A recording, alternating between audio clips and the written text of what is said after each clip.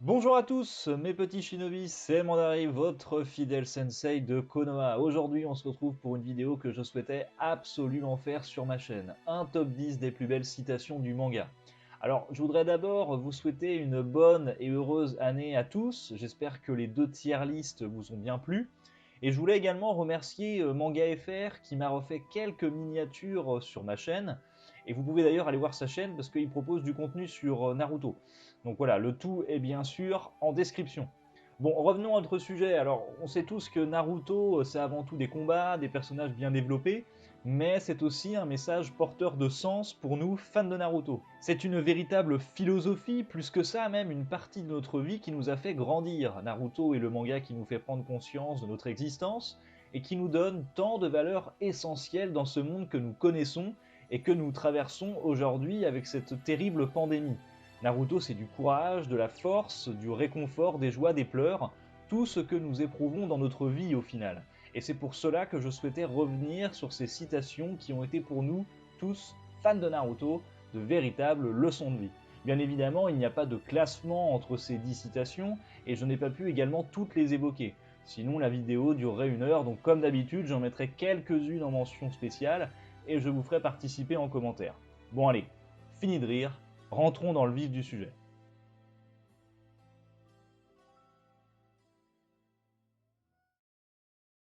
C'est vrai ça? Tu m'en crois vraiment capable? Bien sûr, je suis ton père, et les parents ont une foi inébranlable en leurs enfants. Sur ce, je crois qu'il est temps pour moi de m'en aller.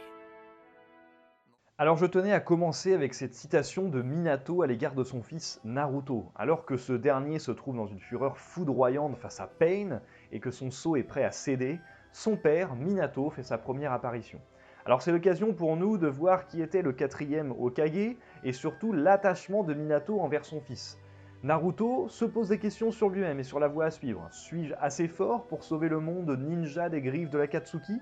Alors cette citation, elle est touchante, elle réconforte notre héros en plein doute, et elle nous permet de comprendre qu'ô combien Minato est un Hokage respecté, mais qu'il n'en demeure pas moins un père de famille qui croit en son enfant et à sa pleine réussite. Je tenais à la mettre parce que c'est vraiment un moment émouvant et très important pour Naruto qui comprend qu'il a plus que son propre destin en jeu, et que son père n'a pas seulement scellé un simple démon en lui dans le but de gâcher son existence. C'est une citation qui fait chaud au cœur et qui permet en plus de ralentir le rythme dans son combat de haute intensité entre Nagato et Naruto. Tu te bats pour ta vision de la justice. Et moi, je me bats pour la mienne. Nous sommes des hommes tout à fait ordinaires, mus par une soif de vengeance que nous avons rebaptisée justice. Mais en décrétant que sa vengeance est un combat pour la justice, on ne fait qu'engendrer d'autres soifs de vengeance. C'est alors que se dessine le cercle de la haine. Cette citation relève du pur génie de Kishimoto. Elle est probablement l'une des plus emblématiques du manga. Alors pourquoi selon moi ? Eh bien, il faut avouer que Pain, alias Nagato, nous fait fondre en larmes lorsqu'il nous fait comprendre qu'au final, comme Naruto, il souhaite avant tout la paix. Si Naruto souhaite venger ceux que Nagato a tués et rétablir la paix dans le monde, Nagato explique à Naruto qu'il souhaite également faire de même, se venger de Konoha, de ceux qui ont tué sa famille, et de toutes ces guerres incessantes qui ne cessent de faire grandir la haine dans les cœurs. En soi, il redéfinit au travers du combat qu'il mène avec Naruto ce qu'est la justice. Et nous, en tant que spectateurs, on est complètement absorbés par les mots de Nagato. Naruto lui-même, qui ne doute jamais, semble stupéfait par ce qu'il entend. On ressent dans cette citation toute la souffrance que Kishimoto a voulu faire ressortir de ce personnage. Un personnage qui au final est très terre-à-terre et qui explique à Naruto que la paix véritable pour les êtres humains n'existe pas. Cette citation est d'autant plus touchante qu'elle fait écho à ce que nous connaissons nous-mêmes de notre monde, là où des guerres incessantes ne sont qu'une soif de vengeance qui se répète de bout en bout. Cette citation est tout simplement une leçon de vie, et je le dis pour la première fois, Naruto vit. Et si un jour tu désires te venger, déteste-moi de toutes tes forces, mais survis. Aujourd'hui, tu dois rester en vie. Alors fuis comme un lâche. Accroche-toi à la vie par tous les moyens. Et ne reviens devant moi que le jour où tu auras le même regard. Peut-être ma citation favorite, tellement l'émotion me déborde quand je l'écoute. Franchement, je sais pas vous, mais la VF est géniale quand j'entends ces mots sortir de la bouche d'Itachi. C'est une des citations qui te prend aux tripes, te poignarde le cœur quand t'entends Itachi, ce grand frère tellement aimant chercher à attiser la haine de Sasuke. Alors, cette citation, elle est fabuleuse, elle fait écho à celle que l'on a eue dans Naruto, et surtout, elle nous rappelle la souffrance qu'a enduré Sasuke à préparer sa vengeance, à s'entraîner pour être enfin prêt pour ce combat final contre son grand frère. Le regard de Sasuke est plein de détermination, et son envie d'en découdre une bonne fois pour toutes et de faire payer Itachi nous bouscule. Les mots d'Itachi, eux, croisés avec cette fabuleuse musique, nous paralysent et nous hype à la fois. Cette citation montre la complexité du personnage d'Itachi et la volonté de Kishimoto de le faire passer pour un grand frère tyrannique, alors qu'on comprend quelques épisodes plus tard qu'il devient un véritable Hokage de l'ombre. Cette citation nous laisse perplexes, sur le cul j'ai envie de dire, elle annonce un dénouement, un combat que l'on attendait depuis longtemps, mais aussi des vérités qui ne sont encore trop sombres pour les entrevoir. Cette citation est vraiment mythique. Si elle m'arrache les bras, je me servirai de mes jambes. Si elle m'arrache les jambes, je la fusilerai d'un simple regard. Si elle m'arrache les yeux, je la maudirai. Vous savez bien que je ne pouvais m'empêcher de citer le personnage principal de l'œuvre. Naruto a lui aussi son lot de citations intéressantes, dont celle-ci qui me semble très emblématique. Naruto exprime toute sa détermination, comme il l'a toujours fait depuis le début du manga. Ici, nous sommes loin d'une simple citation qui exprime le désir de devenir Hokage, mais bien dans l'idée de ne jamais renoncer à ce que l'on a de plus cher. Et c'est intéressant de voir cette détermination alors même que Sai vient de dire à Naruto que Sasuke ne le calculait même plus. Naruto, c'est aussi s'accepter tel qu'on est, faire des efforts qui semblent complètement dénués de sens pour certains. Naruto ne peut se permettre de perdre son véritable ami, celui en qui il a pu se retrouver même si leurs chemins ne sont pas totalement identiques. C'est un moyen pour Naruto de trouver tout simplement un sens à sa vie. S'il peut devenir Hokage tout en ayant la lourde tâche de ramener son ami au village, alors il le fera. Cette citation est encore une fois le moyen pour Kishimoto de faire passer la stupidité ou les gamineries de Naruto en une véritable sagesse, et une foi inconsidérable en l'amitié. Alors n'oublie jamais ceci. On ne gagne pas la reconnaissance des gens parce qu'on est Hokage. On devient Hokage parce qu'on a gagné leur reconnaissance. Oh, N'oublie jamais tes compagnons. Probablement l'une des meilleures citations du manga. Je ne pouvais l'oublier ou simplement l'évoquer en mention spéciale car pour moi elle s'inscrit pleinement dans la complexité du personnage d'Itachi et dans la continuité des valeurs auxquelles Kishimoto souhaite nous faire part au travers de ce manga. Nous nous trouvons en pleine 4e Grande Guerre Ninja et Itachi rappelle à Naruto qu'il doit faire confiance aux autres et non porter ce lourd fardeau qu'est la paix dans ses seules et uniques mains. Itachi rappelle le tragique passé qui l'anime, celui d'un grand frère qui a fait le choix de son village aux dépens de son clan, celui d'un grand frère qui a cru pouvoir s'en sortir seul en calculant et prédisant tout en vain. Il est en quelque sorte le sage qui rappelle à Naruto de ne pas faire les mêmes erreurs que lui et d'écouter ses compagnons, car c'est dans ces derniers qu'il puisera l'entièreté de sa force. Devenir Hokage, ce n'est donc pas un simple titre qui s'acquiert en fonction de la puissance du shinobi. C'est surtout des valeurs de respect, de confiance qu'il faut mettre en avant afin d'avoir la reconnaissance de tous. Cette citation force le respect. L'important pour un ninja, ce n'est pas le mode de vie, mais la façon de mourir. La valeur d'un ninja n'est pas déterminée par ses actions durant sa vie, mais plutôt par ce qu'il a accompli avant de mourir. Une citation non seulement touchante, mais essentielle dans ce qu'elle nous explique de la philosophie du ninja. Alors que Jiraiya est dans une situation critique face à Pain, nous avons la chance de rentrer dans l'esprit de l'ermite Panette et de comprendre ce qu'il en est de sa vie de ninja. Cette citation marque les esprits puisqu'elle nous fait comprendre et prendre conscience, dans un premier temps, de la vulnérabilité humaine, dans le sens où le ninja redeviendra poussière un jour ou l'autre. Mais cette citation va plus loin, en expliquant dans un second temps que ce même ninja ne doit pas faillir à sa mission, l'accomplir coûte que coûte, affronter son destin et accepter la mort si elle semble venir à lui. C'est en quelque sorte le credo, la ligne de conduite des ninjas, appelez-le comme vous voulez, que nous rappelle Jiraiya au travers de cette citation. Il fait sa propre rétrospection en se disant que sa vie n'a été qu'un échec et que seule une mort honorable pourrait lui permettre une certaine reconnaissance.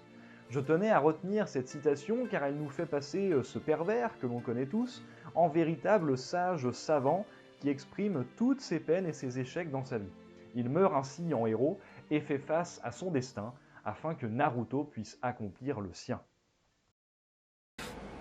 Je sais que chez les ninjas, ceux qui enfreignent les règles sont considérés comme des moins que rien. Mais pour moi, ceux qui abandonnent leurs coéquipiers au combat sont encore pires que ça. Encore une fois, les petits amis, on est sur une citation incontournable. Pourquoi je dis ça? Eh bien déjà, pour commencer, elle se situe à un moment que l'on aime tous. La 4e Grande Guerre Ninja et surtout au moment où Naruto réussit avec son Rasengan à détruire le masque d'Obito. Ça y est, après de nombreux épisodes, nous savons enfin qui se cache derrière ce masque. Son identité nous est rappelée dans un flashback où l'on voit sa rivalité avec Kakashi, son respect pour son sensei le 4e Hokage Minato, et son amour pour Rin. Cette citation intervient lors d'une mission où Rin se fait enlever. Kakashi fait alors le choix de suivre la mission, là où Obito n'est pas d'accord et préfère faire le choix de retrouver ceux qui lui sont proches. J'adore cette citation parce qu'elle marque la forte rivalité entre Kakashi et Obito, et exprime surtout le lourd dilemme auquel est confronté chaque ninja durant sa vie. Kakashi se place à l'opposé du choix de son père, Sakumo, qui décida d'abandonner sa mission pour que personne ne meure, alors qu'Obito met ses sentiments en jeu et confronte Kakashi à la réalité. Abandonner une mission, oui, c'est grave, mais abandonner ses amis, ce n'est pas possible. Et cette citation traverse complètement Kakashi, qui est bouche bée, et nous aussi, car on comprend qu'Obito, avant d'être le Tobi de l'Akatsuki, en fait, il était un jeune homme épanoui, plein de fougue et de courage pour protéger ses amis. Donc encore une fois, une citation mémorable. Vous savez tous de qui je parle. J'étais son ennemi, mais il a versé des larmes pour moi. Je l'avais blessé et pourtant, il m'a dit que j'étais son ami. Ce ninja m'a sauvé. Nous étions rivaux, mais c'était un autre comme moi. Et le fait de partager la même souffrance nous a permis de nous entendre et de dépasser nos rancœurs. J'affectionne tout particulièrement cette citation car elle rappelle toutes les guerres antérieures qui ont malmené les 5 villages principaux du monde shinobi. C'est vraiment quelque chose de symbolique ici que de voir toutes les nations unies contre un ennemi commun, l'Akatsuki. Et nous, on est complètement absorbés par le discours de ce jeune shinobi qui était rempli de haine, étant jeune, et qui est finalement sorti de ce cercle grâce à Naruto. Et on sent vraiment sa détermination à vouloir rassembler les peuples à l'instar d'un général sur le champ de bataille.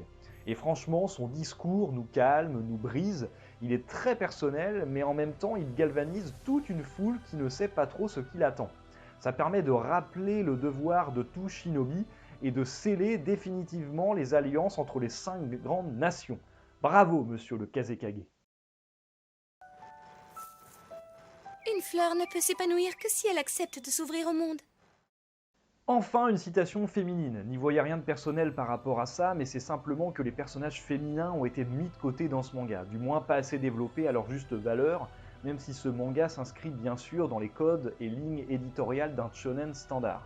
Toutefois, cette citation elle est intéressante puisqu'elle permet de mettre en avant un des personnages les plus importants du manga qu'est Sakura.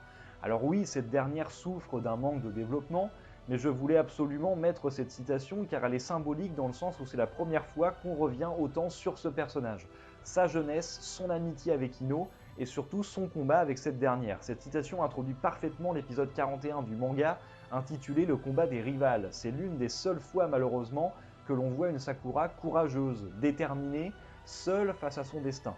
Cette petite fleur qui pleure souvent semble ainsi prendre ses ailes et passer un cap en quelque sorte en prouvant qu'elle n'est pas si ridicule que ça, même si elle ne dispose d'aucun dojutsu, de technique particulière et ne vient d'aucun clan réputé. Les êtres humains vivent tous, basant leurs croyances sur ce qu'ils comprennent du monde, captifs de cette connaissance. Puis ensuite, ils nomment cette perception réalité. Pourtant, Le savoir et la compréhension sont des concepts subjectifs. Cette réalité pourrait se révéler n'être qu'une illusion. Je termine cette vidéo avec la citation la plus philosophique et complexe du manga à mes yeux, celle d'Itachi, encore lui, sur la perception, les croyances et le savoir. En prenant l'exemple de Madara, alias Obito, il fait comprendre à Sasuke qu'on ne peut se baser sur des croyances pour savoir la vérité absolue. En soi, il n'existe pas de vérité absolue. Cette citation est magnifique car elle appuie également le jeu d'acteur d'Itachi. Comme Madara, qu'il croyait mort, Sasuke ne doit pas croire non plus qu'Itachi est un grand frère aimant. Autrement dit, il dit à son petit frère d'ouvrir les yeux et d'arrêter de se bercer de douces illusions. Mais ce qui est le plus fou dans cette citation, c'est quand on sait quelques épisodes plus tard qu'au final Tobi n'est pas Madara et qu'Itachi fait tout pour protéger son petit frère. C'est à la fois philosophique et très poignant comme citation. J'adore. Voilà, c'était mes derniers mots. Je vous passe en revue les quelques citations que j'aurais pu intégrer dans ma vidéo et qui font office de mention honorable. J'en ai donc terminé avec cette vidéo que je voulais absolument faire sur ma chaîne. Ça fait extrêmement plaisir de pouvoir vous la proposer, en espérant bien évidemment qu'elle vous ait plu. Donc si c'est le cas, lâchez votre like et abonnez-vous. N'oubliez pas aussi de laisser votre commentaire en donnant votre avis sur la citation que vous préférez dans le manga. Si vous êtes d'accord avec la plupart des citations que je vous ai proposées, ou si l'une d'entre elles méritait d'être plus épluchée en profondeur. Voilà, c'était Mandari, prenez soin de vous, ciao.